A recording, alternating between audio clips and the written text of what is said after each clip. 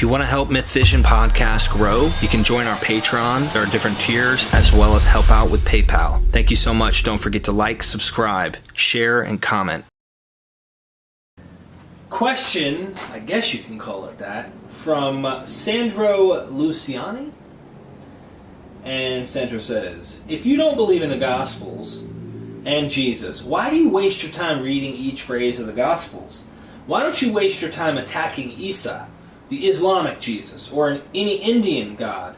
The Jews in YouTube are always attacking the biblical Jesus, and they never attack the Islamic Isa. Why don't you defend what you believe, or defend what you believe, instead attacking only Jesus?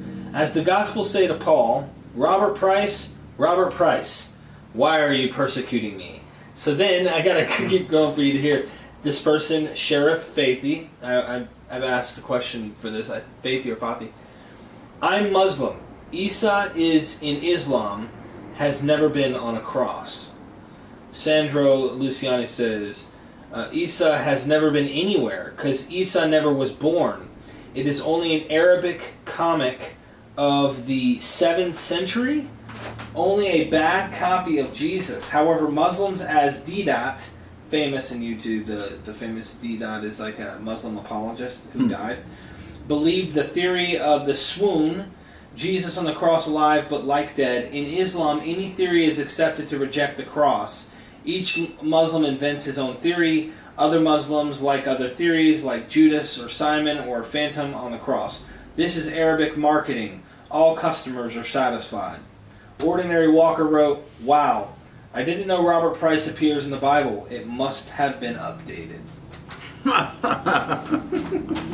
What are your thoughts, Dr. Bob? Why thou persecutest me? Well, I don't think I am. I tend to think that Jesus didn't exist as a historical individual, but certainly largely a noble character. But I was driven to this over many years by the zeal and hunger to understand the Bible better, which still motivates me. I eventually found that I kind of knew too much to stick with Orthodox evangelicalism. It just didn't seem to fit, and I would have to continue to force the Bible into the narrow categories of my inherited theology. I just felt like, well, I can't do that. I'm at a crossroads. I have to go with what I perceive, like it or not, to be the truth about this. You don't hear me saying Jesus was teaching bad stuff and all that. It's not a question of that, and it's so I'm not criticizing the belief in God, though I don't share it. There's a difference between being some sort of fanatic who wants to attack other people's views. I will treat critically other things that are adjacent enough to it for me to know enough about it. Like with Islam, I am interested in the historical origins of the Quran and whether there really was a Prophet Muhammad, and there are a lot of similar questions there to really crack open the traditional Islamic Orthodox account of their origins and their interpretations of the Quran. Jesus appears in the Quran, and it's obviously supposed to be the biblical Jesus, or you would never have these statements about how he really didn't die on the cross, unlike what Christians think. So they're taking a dissenting view of the crucifixion story, which they don't deny. They just have a different outcome, that it was somebody else. So I think the Orthodox Muslims do not believe in the swoon theory. The ones who do are the Ahmadiyya sect, that is a fairly late arrival on the scene, founded by somebody, Ghulam Ahmad. I'm leaving out a couple of his names in the middle there, but he claimed to be the returned Mahdi and the second coming of Christ, and his followers believed him. And they do have a very noble religion. often they're interviewed on TV simply as representatives of Islam, which is not quite right. Because other Muslims regard them as a despised sect, a heresy. But I've got nothing but good to say about them. I don't accept their view, and yet in some ways it's a strong interpretation of certain odd facts in the Gospels. But there's no way to know what happened back then.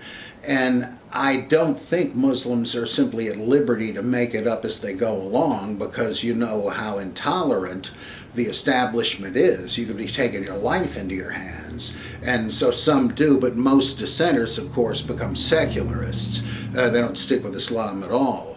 Then there are many sort of peaceful Muslims, especially in this country, who are not dangerous zealots because they've assimilated into the Western way of life. And that's good. So they're not explicitly denying it. They just don't get all worked up as many do. I find Islam fascinating, and it's I don't want to attack it. I do want to critically analyze it. Same with Judaism and the Old Testament. I think there's virtually no historical element in it. It's all myth and legend and so forth. Also, there's a lot of great wisdom in it.